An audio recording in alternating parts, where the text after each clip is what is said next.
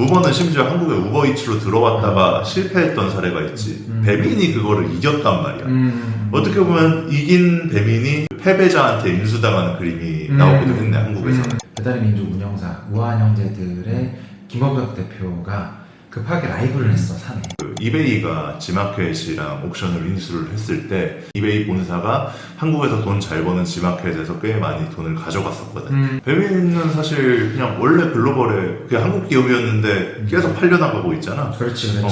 그게 주인이 독일 회사냐 미국 회사냐가 달라진 건데, 우버는 심지어 한국에 우버이츠로 들어왔다가 실패했던 사례가 있지. 배민이 그거를 이겼단 말이야.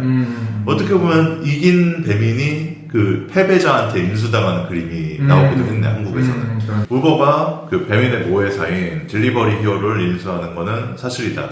그리고 인수가액은 뭐 한 148억 달러? 이 정도가 언급되는 거가 22조 원 규모인 것 같아.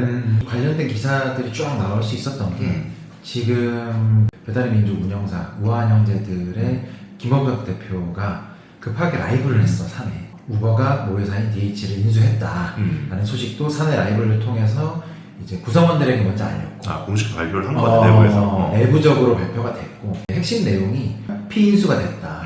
하지만 한국 시장의 특수성으로 인해서 배민은 분리돼서 운영이 될 거다. 뉘앙스나 뭐 표정이라던가 이런 부분들에 있어서 불안감이 내부적으로 올라간 상태에서 그걸 좀 달래주려는 형식의 좀 라이브가 배민이 벌어들이는 수익을 가지고 타 사업들의 적자를 메꾸는 구조로 계속 가고 있다가 부채 상한이 다가오면서 톱니바퀴가 어긋나기 시작했다고 볼 수가 있겠지. 그치. 이게 배민이 벌어들인 돈이 수천억 원인데 그 중에 거의 한 절반 이상 정도가 딜리버리 히어로 독일 본사로 매년 흘러 들어갔더라고. 네, 그런 구조가 참 안타까웠어. 이제 배민이 사실 더 잘할 수도 있었던 것 같은데, 수도권까지 가면 이제 쿠팡이츠가 이긴 지역들이 꽤 많이 나온다는 평가들이 나올 정도로 흘러갔던 것들이 본사라는 어떤 물주머니를 차고 뛰어다닌 게 아닌가. 또 한편으로는 그런 구조를 보면 예전에 그 이베이가 지마켓이랑 옥션을 인수를 했을 때 그때 구조가 떠오른다고 이야기를 하는 업계 사람들 꽤 있는 것 같더라고. 그때도 이베이 본사가 한국에서 돈 잘 버는 지마켓에서 꽤 많이 돈을 가져갔었거든. 그래서 제대로 된 투자를 내부에서 진행하지를 못했고, 결과적으로는 1등 플랫폼이었지만 뭐 네이버 그리고 쿠팡한테 자리를 완전히 빼앗기게 됐지. 내부 분위기는 어떤 것 같아?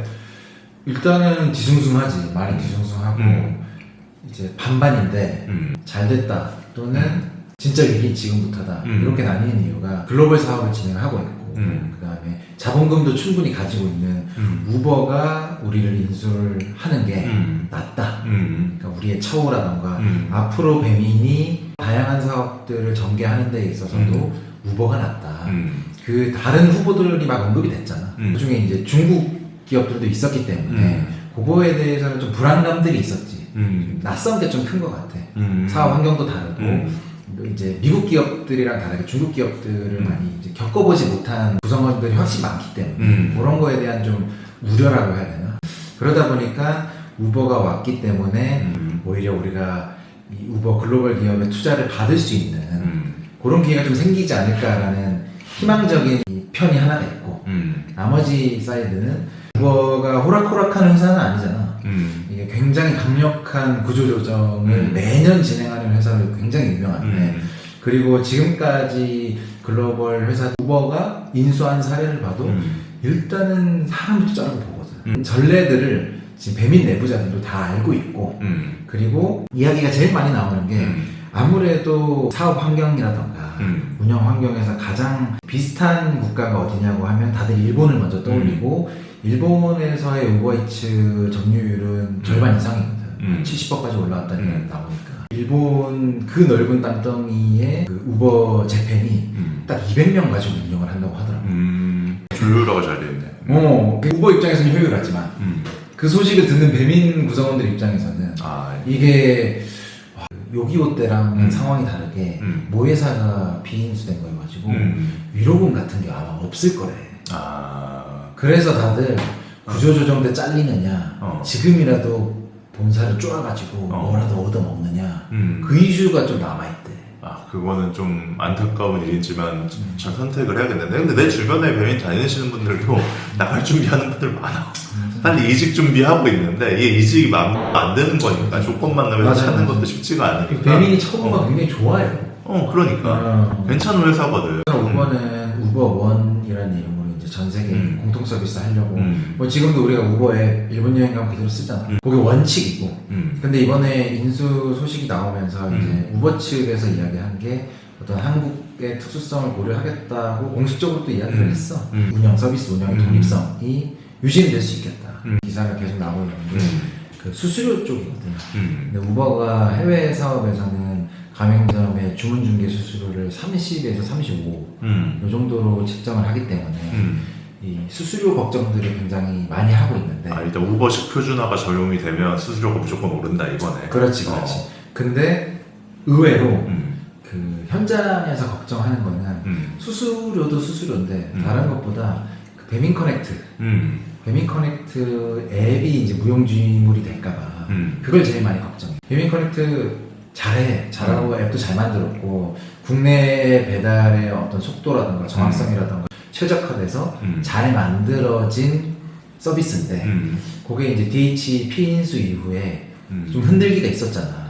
그 딜리버리 히어로 본사에서 자기네들이 글로벌로 쓰고 있는 프로그램을 넣기 위해서 테스트도 다 했었고 그 과정 속에서 앱이 너무 좀 느리고 오류도 많고 우버가 이제 글로벌 원어로 자기네들의 매칭 또 서비스가 있단 말이지.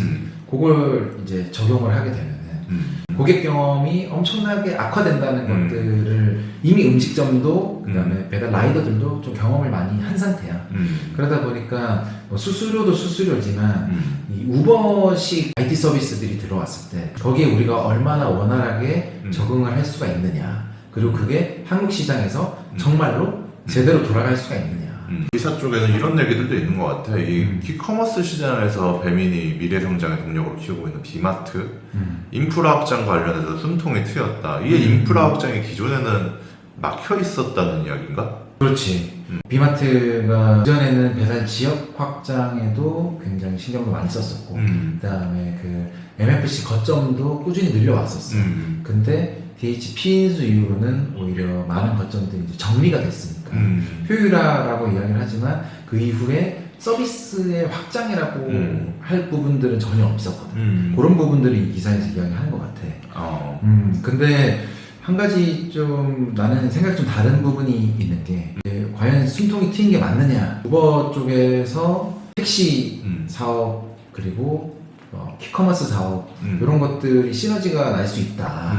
이런 이야기들 뭐 복수 미디어에서 하고 있지만 과연 이게 택시랑 배달 앱이랑 뭐 어떤 시너지를 낼 것인가. 뭐 떠올려봤자 멤버십 정도인 것 같거든. 뭐 유료 멤버십 쓰면 배달도 무료고 뭐 택시도 뭐 적립도 되고. 근데 그거 사실은 우버에서 다 했었어. 지금도 택시 적립금 주잖아. 네이버랑 연결해가지고.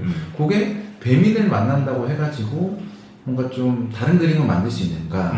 계속 왔다 갔다 하면서 체리피킹을 하는 게 한국 소비자들인데 그런 부분에 있어서 우버가 뭐 본인들이 생각하는 락인이라던가 이런 것들을 만들 수 있을지 나는 의문이고. 그 다음에 이 비마트 인프라 확장 이야기를 하는데 이거는 조금 다른 차원에서 할 말이 있는 게 우한 청년들이 좀 고통을 많이 받았습니다. 그 DH 피인수 이후로 물류의 뜻이 있고 퀵커머스 서비스에 대해서 자부심도 있고 인프라를 구축해온 분들이 사실상 거의 다 나갔고 대표도 나갔잖아. 그렇지. 이미 DH의 영향으로 인해서 모두 떠난 상태고 뭐 내부자들 이야기를 듣기로 지금도 우한 청년들은 주기적으로 그 구조조정이 일어나고 있대. 지금 뭐 우버 쪽에서 관심은 있어도 당장에 이루어지기는 불가능한 상태가 아닌가. 좀 안타깝네. 이게 사실 지금 배민이 돈을 엄청나게 벌고 있는 이제 그 배민 원 플러스라고 하는 사실 물류를 끼업하는 노출 모델에서 돈 버는 건데 그거에 대한 과실은 본사가 지금 다 가져가고 어떻게 보면 그냥 물류 실행 조직으로 들어버렸네. 맞지. 돈 열심히 벌어다가 본인들의 이렇게 비즈니스에는 전혀 투자를 할 수가 없는. 배민이 지금 물류로 돈을 벌고 있는데 정작 물류하는 조직은 돈 쓰는 조직 취급을 하고 있고. 그렇지. 참 이건 안타까운 일이네. 그 외부 외식업 파트너라던가 혹은 배달 라이더들에게도 동일하게 있을 수도 있다는 거지. 그들에게 있어서 팬데믹 호황기의 추억은 한국 배민이 만들어준 건데 맞지. 그때 너무 좋았던 추억들이 있는데 근데 그 이후에 뭔가 그 소위 말하는 착취형 모델이라고 해야 되나? 아니라고는 하지만 착취형 모델이라고 다들 느끼니까 그런 걸 만들어진 시기는 DH의 배민이 됐을 때였단 말이지.